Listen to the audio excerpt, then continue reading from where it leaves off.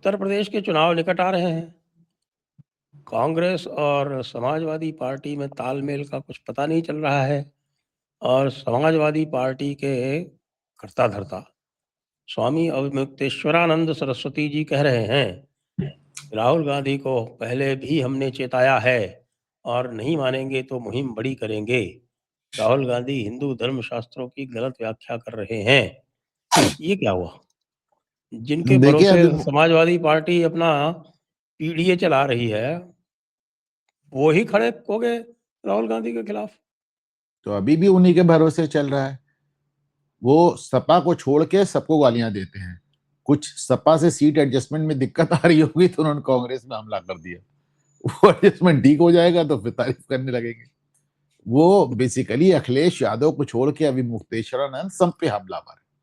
अखिलेश यादव पे इसलिए हमलावर नहीं है क्योंकि अखिलेश यादव ने उनकी बहुत पिटाई की थी। और वो 8 दिन अस्पताल में थे, मैं खुद देखने गया था। अच्छा अच्छा अच्छा। उस समय वो गालियां नहीं दे रहे थे, नॉर्मली देते। आप देखा होगा। उस समय तो बोलने लायक नहीं थे। और एक्चुअली उस समय एक हमारे मित्र थे, वही उस समय पुलिस चार्ज को लीड कर रहे थे। अखिलेश यादव मुख्यमंत्री थे और गणेश विसर्जन को लेकर, गणपत विसर्जन को लेकर, अगर मुझे ठीक याद है, ये मामला हुआ था और इनके छोटे छोटे बटकों की भी बड़ी पिटाई हुई थी। खैर वो वीडियो तो आप देख लीजिए, यूट्यूब पे पड़ा हुआ है। हाँ, वो तो देखा हुआ, कई बार देखा हुआ। बिल्कुल। उस समय इन्होंने शंकराचार्य की गद्दी पर कब्जा नहीं किया था। कब्जा तो आप मान लीजिए कि कब्जा तो भाई किया भी है और नहीं भी। अपने शब्दों का चुनाव बहुत सोच समझ के करता हूँ। मुझे मालूम मैं क्या कह रहा हूँ। नहीं, मैं समझ रहा हूँ। लेकिन आपने देखा होगा अवमुक्तेश्वरानंद का जो अमन चोपड़ा ने जो इंटरव्यू लिया, उसमें तो अमन का मैंने इंटरव्यू लिया तो अमन ने बताया कि भाई वो तो बिल्कुल सहज भाव से गया था, लेकिन बाद में उसको चारों तरफ से घेर लिया गया। और लेकिन जो आपने देखा होगा तो बहुत असहज हो गए थे जब कुछ तथ्य उनके सामने रखे गए थे। तो भाई ऐसा है कि अमन के पहले ये इंटरव्यू मैंने लिया था टाइम्स नाउ की तरफ से। उसने टाइम्स वो तो नाउ चला ही की नहीं, किसी को पता ही नहीं है, आपने भी नहीं, रिकॉर्ड नहीं रखा। चला लेकिन बहुत काट पीट के चला, बहुत काट पीट के चला। तो उसमें जितनी जगह मतलब जो मेरे मुख्य प्रश्न थे सब हटा दिए गए, जिसमें बहुत तेज नाराज हो गए और उनके जो शिष्यगण थे वो मुझको पीटने की मुद्रा में भी आ गए। तो वो कौन सा वो सब प्रश्न? तो अब तो कई प्रश्न हुए थे। वो बेसिकली वो अंबानी क्या जाए शादी की जाने वाली बात पे बहुत ज्यादा नाराज हो गए, बहुत भड़क गए। ये तो भाई काम अच्छा ही किया था उन्होंने। अंबानी के यहाँ गए तो जाना ही चाहिए, राजा के यहाँ तो जाना ही चाहिए गुरु को। सही बात है, शादी शादी ही तो जाना चाहिए शंकराचार्य को।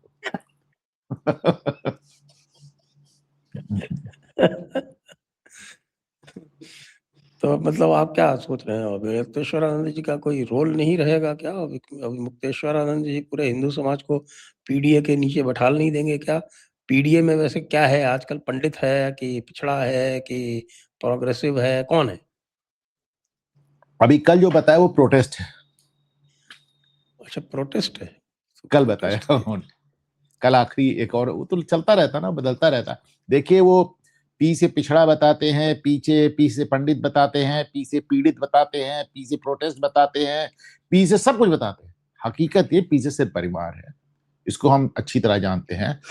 और इसको इन्होंने कल पिछले 2 दिन में साबित किया। परसों उन्होंने कहा कि समाजवादी पार्टी इसलिए नहीं टूटी कि हमारे परिवार के 5 मेंबर हैं यहाँ, परिवार के बात के बड़े फायदे हैं। और कल तो उन्होंने डिंपल को मुख्यमंत्री बनाने की बात भी कह डाली। तो पी से कुल परिवार है। तो कल तो उन्होंने किसी को डांट भी दिया जब वो कोई कह रहे थे कि साहब डिंपल का अपमान किया था मौलाना का, उसका आप क्या करेंगे? अब ये बात थोड़ी सी मुझे परेशान करती है, इसलिए परेशान करती है कि जैसे मैं उत्तर प्रदेश का निवासी हूं और ये बात मुझे थोड़ी सी असहज इसलिए करती है कि यदि सर्वोच्च नेता की पत्नी भी, उसका सम्मान भी एक मुस्लिम तुष्टीकरण की भेंट चढ़ जाए तो हमारे जैसे आम आदमी हुआ क्या होगा, आप खुद सोचिए क्या होगा। अभी देखिए, जब से चुनाव सामने आया है, मैंने अभी 5 मिनट पहले एक पोस्ट किया, आप देखिए, वो मतलब लाइन लग गई है। अतीक अहमद का घर तो खैर गिर गया है, पर अतीक अहमद के जो बचे कुचे परिवारजन हैं, पत्नी फरार हैं, बहन फरार हैं, सब फरार हैं। एक आज जो लड़का सामने, उनसे मिलने वालों की जेल में लाइन लग गई है। जो बाहर है उससे लाइन लग गई है, एक लड़का बाहर है। तो अभी देखिए, आज मैंने देखा वो चंद्रशेखर जाटव जो है, उन्होंने कहा कि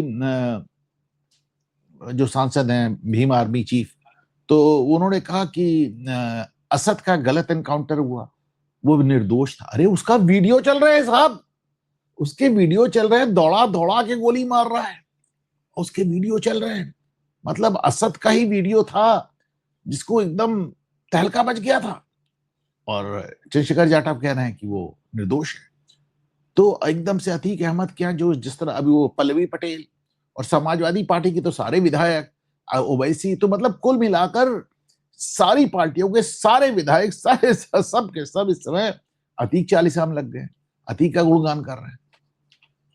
कांग्रेस वाले भी जा रहे हैं? अरे बिल्कुल साहब,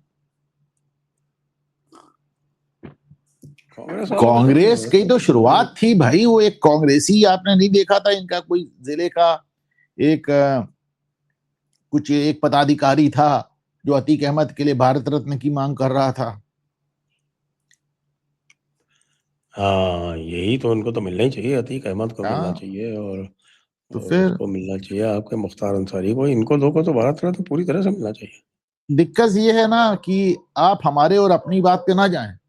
ये माननीय उच्च न्यायालय इलाहाबाद हाईकोर्ट ने कहा था अखिलेश यादव से कि आप सारे आतंकियों को एक बार पद्मश्री क्यों नहीं देते थे, जब उन्होंने सारे आतंकियों से मुकदमा हटाया था। आपको मालूम होगी ये घटना, याद होगी आपको? हाँ, ये पद्मश्री वाला याद नहीं है मुझे।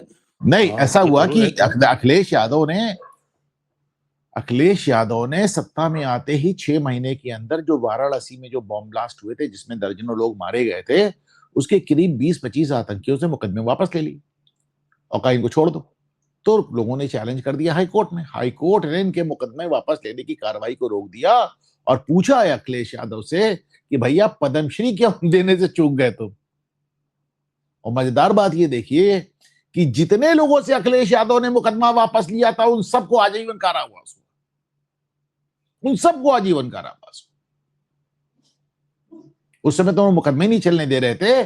जब इलाहाबाद हाईकोर्ट के इंटरवेंशन के बाद मुकदमा चला तो उसके बाद उन सबको आजीवन कारावास हुआ, आज तक जेल में है। लेकिन अब तो आपने देखा, आपने खुद सुना, अखिलेश कह रहे हैं, राम गोपाल यादव कह रहे हैं कि अतीक अहमद के खून का बदला लिया जाएगा। अच्छा, किससे लेंगे आप बदला? किससे लेंगे? जिन लोगों ने मारा वो तो जेल में, वो तो सीधे सीधे कह रहे हैं हम पुलिस से बदला लेंगे, हम पुलिस को ठीक करेंगे। तो अतीक अहमद के खून का बदला पुलिस से लिया जाएगा। अब आप बताइए इसको क्या कहेंगे, आप क्या कहेंगे?